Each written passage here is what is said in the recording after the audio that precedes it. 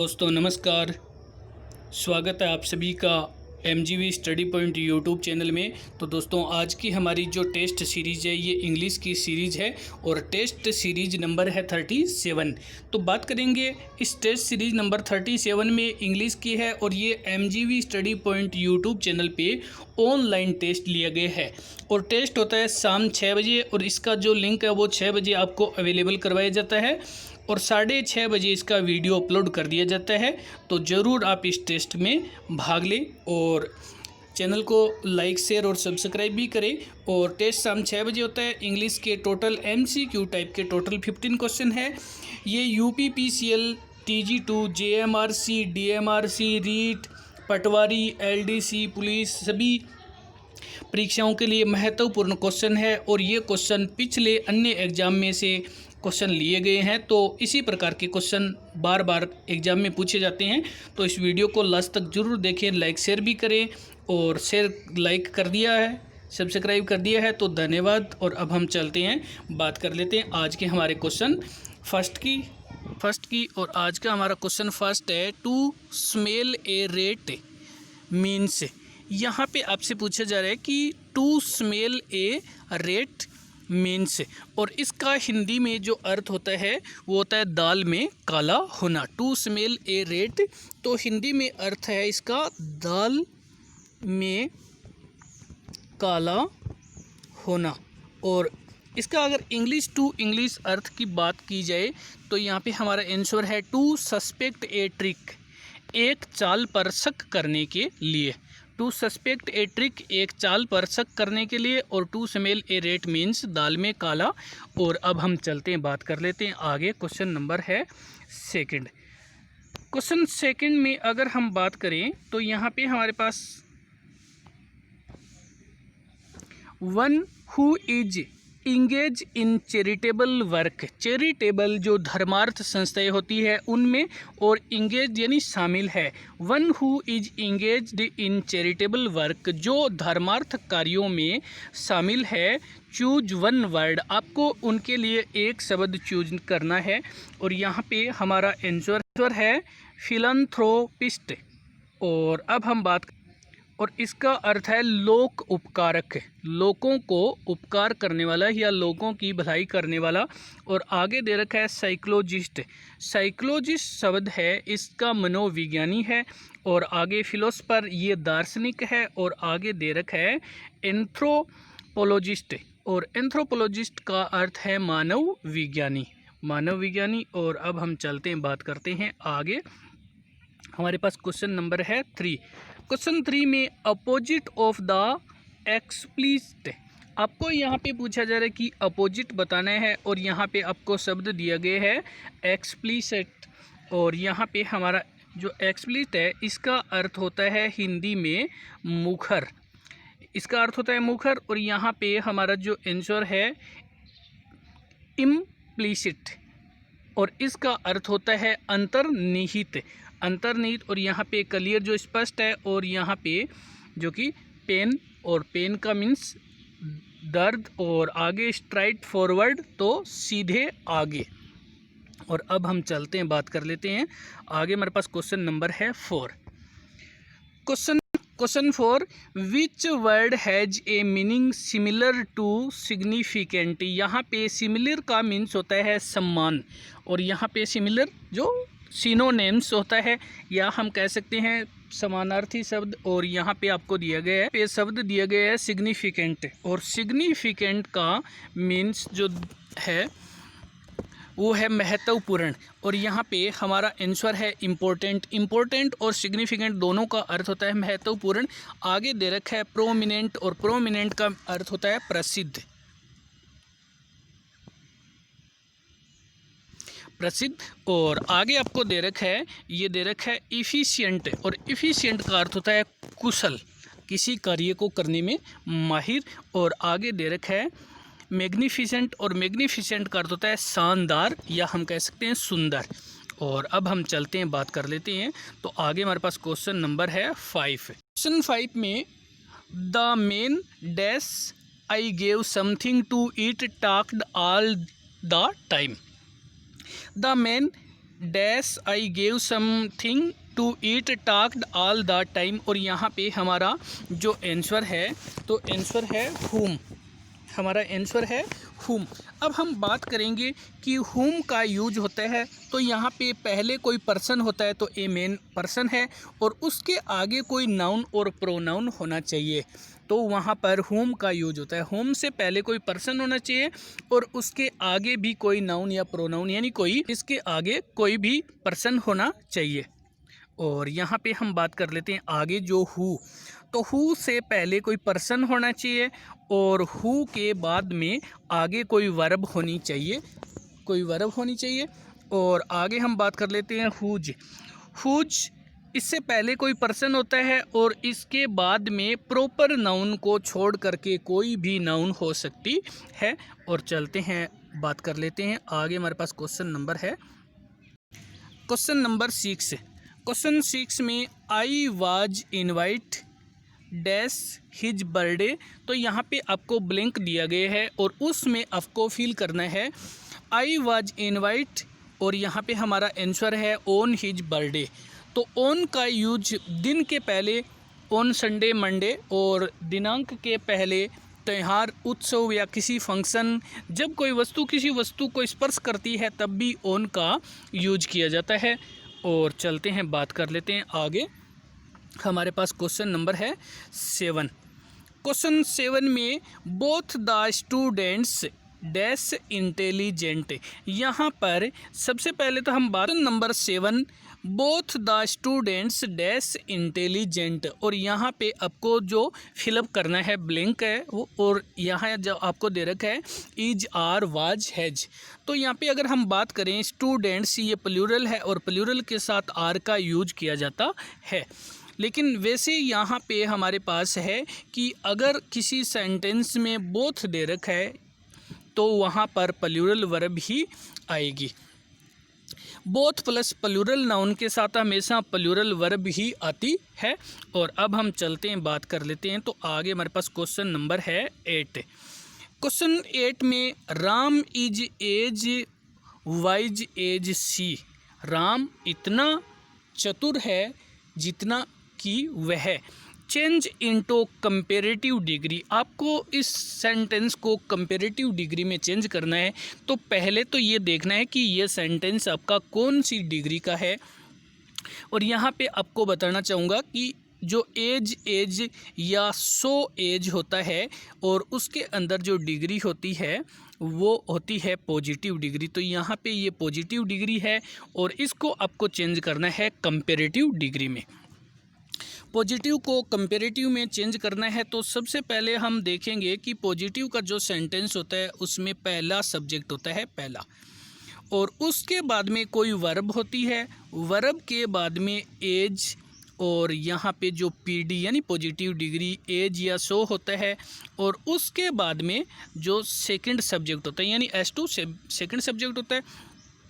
जब positive degree को इस प्रकार का सेंटेंस होता है तो कंपेरेटिव में चेंज करते हैं तो पहले लाते हैं सेकंड सब्जेक्ट यानी S2 सेकंड सब्जेक्ट, और उसके बाद में हमें नोट लगाना होता है। अगर सेंटेंस नेगेटिव है तब तो हमें उसको अफर्मेटिव बनाना है यानी नोट को हटाना है, और नोट दे रखा है तो हटाना है और नोट नहीं दे रखा है तो लगाना है। हमें क्या करना है, नेगेटिव को अफर्मेटिव में और अफर्मेटिव को नेगेटिव में चेंज करना है। और उसके बाद में यहाँ पे हमें जो कि या तो उससे पहले मोर लगेगा और CD, या हम कह सकते हैं जो पॉजिटिव डिग्री होती है PD, उसके लास्ट में ER जोड़ करके उसको कंपेरेटिव डिग्री बना करके रखते हैं। और इसके बाद में आपको लगाना होता है देन, और देन के बाद में जो सब्जेक्ट फर्स्ट यानी S1 सब्जेक्ट फर्स्ट आपको लाना होता है। तो यहाँ पे आपको दिया गया है सबसे पहले यहाँ पे राम है वो पहला सब्जेक्ट है, इज है वो वर्ब है, एज वाइज एज ये पॉजिटिव डिग्री है, और सी है ये दूसरा सब्जेक्ट है। तो सबसे पहले तो हम सब्जेक्ट दूसरे से शुरू करेंगे तो यहाँ पे ये सेंटेंस आपका कट हो जाता है। फिर आपका सेंटेंस आगे जो कि यहाँ पे हमारे पास पहले दूसरे सेंटेंस यानी हम सी से शुरू करेंगे, और पहला सेंटेंस भी सी से शुरू है, दूसरा भी है और तीसरा भी है, चौथा भी है। तो यहाँ पे हमें देखना है कि सबसे पहले हमारे पास दूसरे सेंटेंस से शुरू कर दिया। पहले तो हमने दूसरे सब्जेक्ट से पहले हमें सेंटेंस शुरू करना है, उसके बाद में हेल्पिंग वर्ब लगानी है। तो यहाँ पे जो वर्ब है वो इज दे रखी है। अब इस सेंटेंस में नोट नहीं दे रखा है और हमें नोट लगाना है, तो ये पहला कट हो गया, क्योंकि इस सेंटेंस में नोट नहीं दे रखा है लेकिन हमें लगाना होता है, तो ये हमारा पहला सेंटेंस कट हो गया। उसके बाद में नोट के बाद में आपको क्या करना है, जो पॉजिटिव डिग्री WISE है और इसके लास्ट में आपको आर जोड़ना है, क्योंकि ई तो दे रखा है, आर जोड़ना है, जबकि इसमें यहाँ पे जोड़ा नहीं गया, तो ये भी रॉन्ग है। और हमारा सेंटेंस है C is not wiser than Ram. C हमारा जो सेकंड सब्जेक्ट है, तो हम कंपेरेटिव को सेकंड सब्जेक्ट से शुरू कर दिया। हेल्पिंग वर्ब यानी वर्ब इज लगा दी। नोट नहीं दे रखा है तो हमने नोट लगा दिया। वाइज दे रखा है, आर जोड़ करके वाइजर बना दिया, और than Ram. She is not wiser than Ram. चलते हैं, बात कर लेते हैं आगे। हमारे पास क्वेश्चन नंबर है 9। क्वेश्चन 9 में she was so tired that she could not walk further. अब वह इतनी थक गई है that she could not walk further, आगे नहीं चल सकती है। तो यहाँ पे हमारा आंसर होगा एनी। एनी का यूज नेगेटिव सेंटेंस में किया जाता है। मोस्टली नेगेटिव सेंटेंस में सिंगुलर काउंटेबल और प्लूरल जो काउंटेबल या सिंगुलर अनकाउंटेबल नाउन के साथ में एनी का यूज किया जाता है, और एनी नेगेटिव और इंटरोगेटिव सेंटेंस में इसका प्रयोग किया। और चलते हैं, बात करते हैं। तो आगे हमारे पास क्वेश्चन नंबर है 10। क्वेश्चन 10 में ही said that he had not believed me, choose correct option. आपको इसमें से करेक्ट ऑप्शन चूज करना है, और आपको जो सेंटेंस दिया है he said that he had not believed me, तो यहाँ पे आपको सेंटेंस दिया गया। इस सेंटेंस को अगर देखें तो यहाँ पे पता चलता है सैड और दैट इस प्रकार के सेंटेंस में जो कि कोमा और इन्वर्टेड कोमा नहीं है, तो ये सेंटेंस इनडायरेक्ट स्पीच का सेंटेंस है। और इनडायरेक्ट स्पीच का सेंटेंस अगर आपको दिया है तो ऑप्शन में आपको ज़रूर डायरेक्ट का सेंटेंस दिया गया है, कि कभी कभार सेंटेंस में डायरेक्ट का सेंटेंस दे करके इनडायरेक्ट में कन्वर्ट करके ऑप्शन चूज करने को कहा जाता है। बट इस प्रकार जो क्वेश्चन में कभी कभार क्या होता है कि आपको सेंटेंस इनडायरेक्ट का देते हैं और डायरेक्ट का ऑप्शन देते हैं। तो यहाँ पे हम देखते हैं कि जब इस प्रकार से जो सैड होता है उस सैड को चेंज किया जाता है, और इस सैड में जो आगे दिया गया है, तो यहाँ पे ऑप्शन में दिया गया है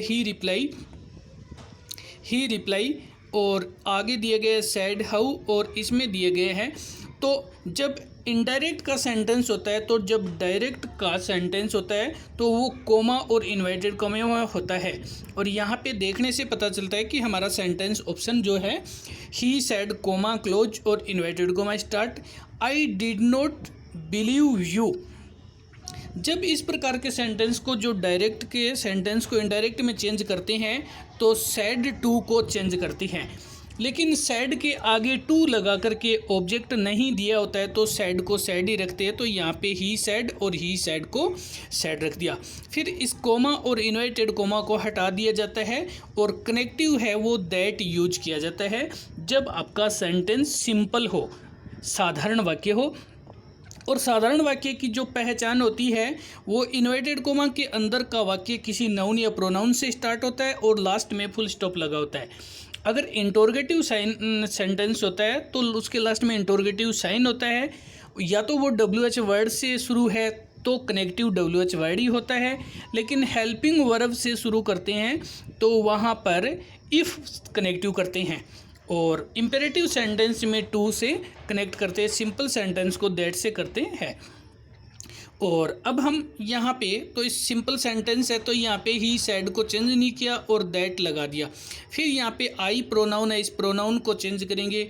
ये प्रोनाउन की फर्स्ट पर्सन है और फर्स्ट पर्सन होते हैं बाहर के वाक्य के सब्जेक्ट के अकॉर्डिंग। तो यहाँ पे आई और आई को हटाएंगे तो यहाँ पे ही हो जाएगा। फिर आगे जो डिड नॉट प्लस वर्ब की फर्स्ट फॉर्म है उसे हैड नॉट प्लस वर्ब की थर्ड फॉर्म में चेंज करते हैं। जो डू डज होता है उसको डिड में चेंज कर देते हैं, लेकिन यहाँ पे डिड नोट प्लस वर्ब की फर्स्ट फॉर्म है तो उसे हैड नोट प्लस वर्ब की थर्ड फॉर्म में चेंज कर दिया। और लास्ट में जो प्रोनाउन दिया गया है यू सेकंड पर्सन होता है जो इसे ऑब्जेक्ट के अकॉर्डिंग चेंज किया जाता है, लेकिन इस सेंटेंस में ऑब्जेक्ट नहीं दिया गया है। ऑब्जेक्ट नहीं दिया गया है तो इसको आप ऑब्जेक्ट आई या वी, ही, सी कुछ भी मान सकते हैं। तो यहाँ पे जैसे ही सेड टू मी, और इसने यहाँ पे आई के अकॉर्डिंग, अब ये यू है वो वर्ब के बाद में है तो ये तीसरे नंबर का यू होता है, तो यहाँ पे इसकी जगह कर दिया मी। जैसे यहाँ पे ऑब्जेक्ट हमने मान लिया आई, और आई की जो फॉर्म होती है माई, और मी होता है इधर यू, यूअर और यू होता है। तो ये है यू तीसरे नंबर का, और तीसरे नंबर में जो आई की फैमिली का तीसरा मेंबर मी होता है, तो यहाँ पे हमने कर दिया मी। तो हमारा आंसर है he said I don't believe you. और चलते हैं आगे, हमारे पास क्वेश्चन नंबर है 11। क्वेश्चन 11 में who taught her such things, who taught her such things, और यहाँ पे आपको करेक्ट ऑप्शन चूज करना है। तो बात करेंगे, ये सेंटेंस है आपका जो एक्टिव वॉइस का सेंटेंस है, और एक्टिव वॉइस में ये WH वर्ड से स्टार्ट है, लास्ट में इंटरोगेटिव है, तो ये इंटरोगेटिव टाइप वाला सेंटेंस है। और इंटरोगेटिव टाइप का सेंटेंस अगर हु से स्टार्ट होता है पैसिव वॉइस में चेंज करते समय, उसको हम बाई होम से करते हैं। कि एक्टिव वॉइस का जो सेंटेंस है वो हु से स्टार्ट है तो पैसिव वॉइस में हम बाय होम से शुरू करते हैं।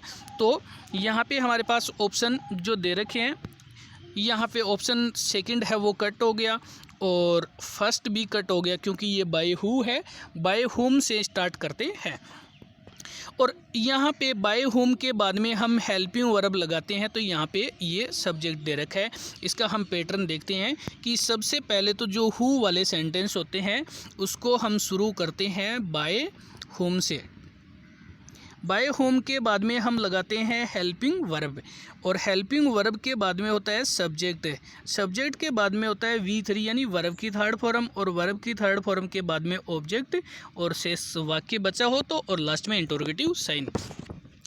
तो यहाँ पे हु है, इस हु को छोड़ करके हम शुरू करेंगे बाय होम से। बाय होम के बाद में यहाँ पे टोट वर्ब की सेकंड फॉर्म दे रखी है, तो सेकंड फॉर्म होती है तो हेल्पिंग वर्ब वाज या वर लगाते हैं, तो यहाँ पे हमने लगा दी वाज। उसके बाद में यहाँ पे हर, ये ऑब्जेक्टिव केस है, इसको हम सब्जेक्टिव केस करेंगे तो हर का बन जाएगा सी, और ये वर्ब की सेकंड और थर्ड फॉर्म एक ही होती है, तो यहाँ पे टोट वर्ब की थर्ड फॉर्म होगी, और शेष वाक्य यानी सच थिंग और इंटरोगेटिव साइन। ऑप्शन नंबर हमारा by whom was she taught such things. और अब हम चलते हैं, बात कर लेते हैं आगे। हमारे पास क्वेश्चन नंबर है 12। तो बात करेंगे क्वेश्चन 12 की, और यहाँ पे हमारा जो do you take dash sugar in your coffee, तो यहाँ पे आपको दिया गया है कि do you take a sugar in your coffee, और यहाँ पर हमारा आंसर है नो यूज आर्टिकल, कोई भी आर्टिकल यूज नहीं होगा, क्योंकि जो ईटेबल थिंग होती है जैसे लिक्विड है, इनके पहले कोई भी आर्टिकल यूज नहीं होता है। ईटेबल जो मिल्क है, फूड है, इनसे पहले जो मटेरियल नाउन होती है यानी धातुवाचक संज्ञा, एब्स्ट्रैक्ट नाउन होती है जो भाववाचक संज्ञा, और प्रॉपर नाउन होती है व्यक्तिवाचक संज्ञा, इनके पहले भी कोई आर्टिकल का यूज नहीं किया जाता है। और चलते हैं, बात करते हैं। तो आगे हमारे पास क्वेश्चन नंबर है 13। क्वेश्चन 13 में I shall have finished my work after he, और आगे आपको दिया गया है डैश। सबसे पहले हम बात करेंगे कि जब आपके पास जो सेंटेंस दे रखा है, यदि किसी सेंटेंस का एक क्लूज फ्यूचर परफेक्ट टेंस में हो, यानी फ्यूचर परफेक्ट टेंस जो शैल हैव फिनिश्ड दे रखा है कि will shell plus have plus verb की थर्ड फॉर्म दे रखा है, तो ये है फ्यूचर परफेक्ट टेंस। और फ्यूचर परफेक्ट टेंस दे रखा है तो आगे वाले सेंटेंस में या क्लूज में आपको सिंपल प्रेजेंट टेंस करना है, और सिंपल प्रेजेंट टेंस में या तो वर्ब की फर्स्ट फॉर्म या वर्ब फर्स्ट में एस या ई एस ऐड करके लगाना होता है। और यहाँ पे हमारे पास आंसर है रिटर्न्स। और दूसरा आपको एक जो डायरेक्ट एडजेक्टिव बता देते हूँ पहचान कि अगर आपके सेंटेंस में आफ्टर दिया है और आफ्टर से पहले विल शैल हैव फिनिश्ड दे रखा है तो उसके आगे आप या तो वर्ब की फर्स्ट फॉर्म करेंगे या वर्ब की फर्स्ट फॉर्म के साथ एस या एस लगाएंगे। अब जो सब्जेक्ट प्लूरल होता है उसके साथ वर्ब की फर्स्ट फॉर्म आती है, सिंगुलर के साथ एस या ई एस ऐड हो जाता है। और इसी में अगर हम बात करें कि आपके सेंटेंस में यदि आफ्टर दिया है और आफ्टर से पहले यहाँ पे हैड प्लस वर्ब की थर्ड फॉर्म दी है तो वहाँ पे आगे आपको सेकंड फॉर्म करनी है कि यहाँ पे हैड प्लस वी की थर्ड फॉर्म वर्ब थर्ड दी गई है तो आपको आगे सेकंड फॉर्म करनी होती है। लेकिन यहाँ पे हमें क्या करना है कि विल या सेल हैव और वर्ब की थर्ड फॉर्म हो। आगे हमारे पास क्वेश्चन नंबर है 14। क्वेश्चन 14 में the adjective which is use in asking questions is called. The adjective which वह एडजेक्टिव जो आस्किंग क्वेश्चन प्रश्न पूछने के लिए होता है यूज किया जाता है इज कॉल्ड क्या कहलाता है। और यहाँ पे हमारा आंसर है इंटरोगेटिव एडजेक्टिव। जो इंटरोगेटिव एडजेक्ट होते हैं हु, व्हाट, वाई, हुम, विच, ये सारे इंटरोगेटिव एडजेक्टिव होते हैं। और अब हम चलते हैं बात कर लेते हैं आगे हमारे पास क्वेश्चन नंबर है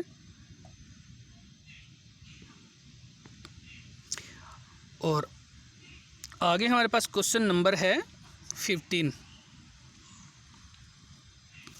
और आगे हमारे पास क्वेश्चन नंबर है 15। क्वेश्चन 15 में the word garland belong to. जो वर्ड गार्लैंड है ये किस से बिलोंग करता है। जो शब्द गार्लैंड शब्द है, गार्लैंड का हिंदी में जो अर्थ बात करें तो ये होती है माला। गार्लैंड को कहते हैं माला। और यहाँ पे हमारा आंसर है कलेक्टिव नाउन। गार्लैंड है ये कलेक्टिव नाउन होती है क्योंकि यहाँ पर इसमें जो फ्लावर्स होते हैं उनका एक ग्रुप होता है, समूह होता है। The noun which denotes group of person, animals, things etcetera is called a collective noun. वह संज्ञा जो व्यक्तियों, जानवरों, वस्तुओं आदि का समूह दिखाता है उसे समूहवाचक संज्ञा कहते हैं। और इसी के साथ में वीडियो देखने के लिए धन्यवाद। लाइक शेयर करते रहें और अभी तक अपने YouTube चैनल को सब्सक्राइब नहीं किया है तो ज़रूर सब्सक्राइब करें और टेस्ट भी अटेंड करें। धन्यवाद।